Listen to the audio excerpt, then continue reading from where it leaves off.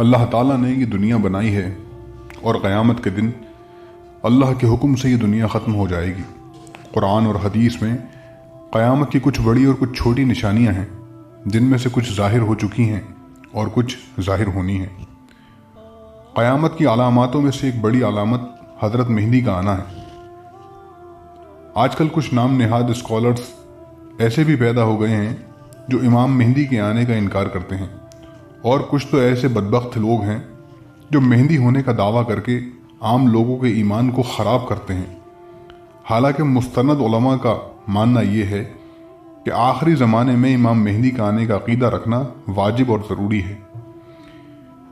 اسی طرح مستند علماء کا یہ بھی ماننا ہے کہ اب تک جتنے لوگوں نے مہدی ہونے کا دعویٰ کیا ہے وہ سب کے سب جھوٹے اور مکار اور دجال کے چیلے ہیں، اور ایسے جھوٹوں کو ماننے والوں کا اسلام اور مسلمانوں سے کوئی تعلق نہیں، کیونکہ امام مہدی ابھی آئے نہیں ہیں بلکہ آئندہ آئیں گے۔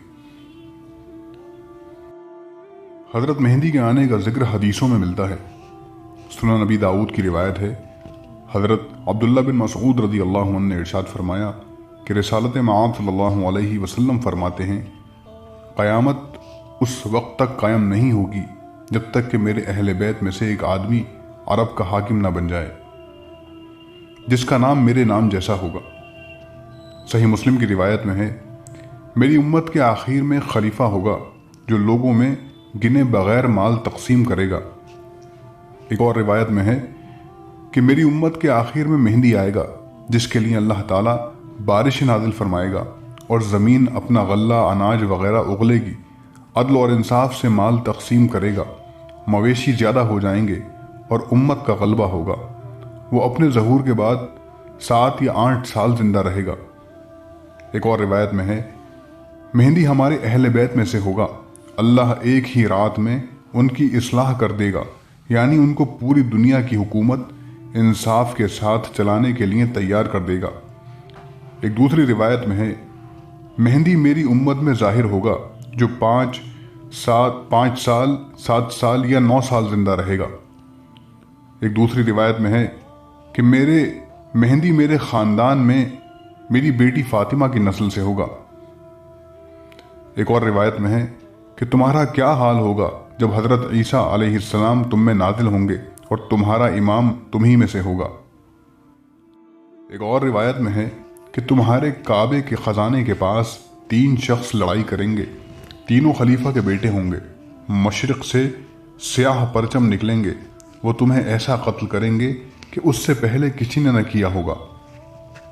جب تم وہ زمانہ پاؤ تو حضرت مہدی کے ہاتھ پر بیعت کر لینا، چاہے تمہیں برف پر گھسٹ کر آنا ہی کیوں نہ پڑے، کیونکہ وہ اللہ کا خلیفہ مہدی ہوگا۔ حضرت مہدی کا آنا قیامت کی علاماتوں میں سے ایک علامت ہے جو بالکل آخری زمانے میں آئیں گے۔ ان کے آنے کے وقت ہر جگہ فتنہ، فساد، ظلم اور ناانصافی ہوگی۔ حضرت مہدی کا نام ہمارے پیارے نبی صلی اللہ علیہ وسلم کے نام پر ہوگا، اور ان کے والد کا نام بھی ہمارے پیارے نبی کے نام پر ہوگا۔ حضرت مہدی حضرت فاطمہ رضی اللہ عنہا کی نسل سے ہوں گے۔ اب وہ حضرت حسن رضی اللہ عنہ کی اولاد سے بھی ہو سکتے ہیں اور حضرت حسین رضی اللہ عنہ کی بھی۔ کچھ علماء کا ماننا ہے کہ باپ کی طرف سے حسنی اور ماں کی طرف سے حسینی ہوں گے۔ حضرت مہدی حضرت عیسیٰ علیہ السلام سے پہلے آئیں گے اور حضرت عیسیٰ علیہ السلام حضرت مہدی کے پیچھے نماز ادا فرمائیں گے۔ اللہ تعالیٰ ایک ہی رات میں مہدی کی اصلاح فرما دے گا، ان کے عیبوں کو ختم کر دے گا اور خلافت کے لیے ان کو تیار کر کے منظر پر لے آئے گا۔ حضرت مہدی آنے کے بعد زیادہ سے زیادہ 9 سال اور کم سے کم 5 سال زندہ رہیں گے۔ حضرت مہدی کوئی نبی یا رسول نہیں ہوں گے بلکہ ایک نیک حاکم ہوں گے جو مشرقی ممالک سے ظاہر ہوں گے۔ حضرت مہدی جس دن ظاہر ہوں گے وہ دن عام دنوں سے لمبا ہوگا۔ حضرت مہدی بیت اللہ میں پناہ لیں گے کیونکہ مسلمانوں میں سے کچھ لوگ جنگ کے ارادے سے ان کی طرف بڑھیں گے، مگر اللہ تعالیٰ ان سب کو بیت اللہ پہنچنے سے پہلے ہی بیدا نامی جگہ میں زمین کے اندر دھسا دیں گے۔ اس لشکر کے زمین میں دھس جانے کے بعد لوگ بڑی تعداد میں حضرت مہدی کے ہاتھوں پر بیعت کریں گے، کیونکہ یہ ان کے مہدی ہونے کی بڑی علامت ہوگی۔ مہدی بیت اللہ یا اس کے قرب و جوار میں بیعت لیں گے۔ یہ بات دھیان رکھنا چاہیے کہ اب تک کسی علامت کا ظہور نہیں ہوا ہے۔ کچھ بدبختوں نے مہندی ہونے کا دعویٰ کیا ہے لیکن وہ جھوٹے ہیں۔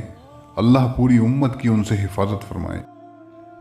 حدیث میں حضرت مہندی کے نام اور نسب کے بعد آپ کی شکل و صورت بھی بتا دی گئی ہے تاکہ آپ کو پہچاننے میں کوئی دقت پیش نہ آئے۔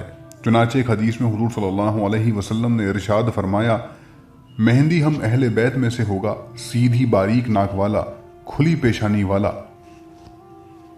وہ زمین کو اسی طرح انصاف سے بھر دے گا جس طرح وہ ظلم اور ستم سے بھری ہوئی تھی۔ وہ کئی سال زندہ رہے گا۔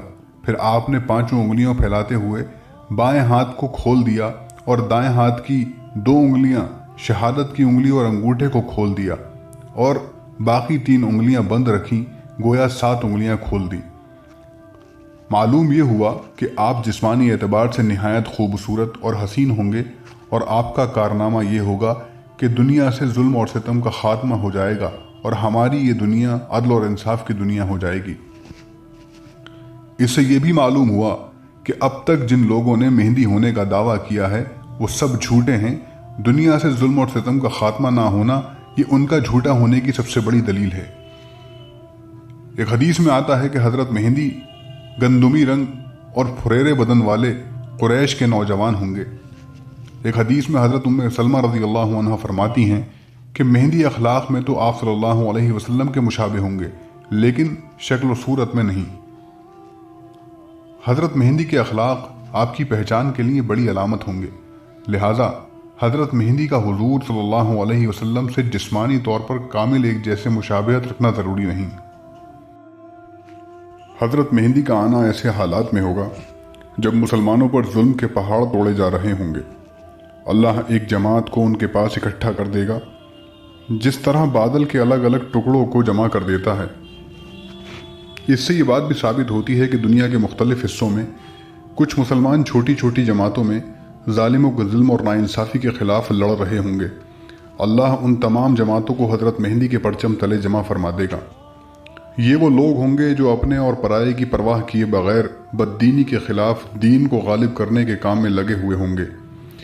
حضرت مہندی کے ہاتھ پر سب سے پہلے بیعت کرنے والوں کی تعداد 313 ہوگی، جبکہ ایک روایت سے پتہ چلتا ہے کہ جو 7 اللہ کے ولی حضرت مہندی کی تلاش میں نکلیں گے ان میں سے ہر ایک کے ہاتھ پر 313 افراد نے بیعت کر رکھی ہوگی۔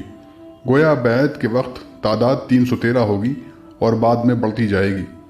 حضرت مہندی کا ساتھ دینے والوں کی فضیلت کو سن کر حضرت ابو طفیل کو ان میں شامل ہونے کی اس قدر شوق ہوا کہ ساری زندگی مکہ میں ہی حضرت کے انتظار میں گزار دی۔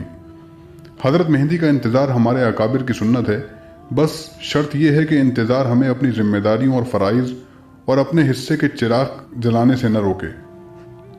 اللہ تعالی ہمیں بات سمجھنے کی توفیق عطا فرمائے اور حضرت مہندی کا ساتھ دینے والوں میں شامل فرمائے، آمین۔